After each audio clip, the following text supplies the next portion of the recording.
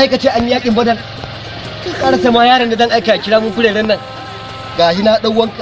Nope. Yana baka tace fa tana yi na ba. Amma yawwa ga wani ma ya taho. Yawwa. Kai. Da Allah. Bawan Allah kai dan nan gwan ne. Da Allah ka san gidan su kurera. Gidan salamatu dan wake. Ai ka ba gida. To da Allah ce ka ana kiranta ana musu sallama. To ka ce gaison ne. Ka ce gaison ne. Ni ne nake mata magana ni ne. Kai ne gaison. Ni ne gaison. Na ga alamu kai ne gaison. Ni ne gaison. Ai akwai wasu mutane an gurma ne koya musu. Wai an ce wa ki kiranta. Ka ce mata gaison ne. Ka ce gaison ne.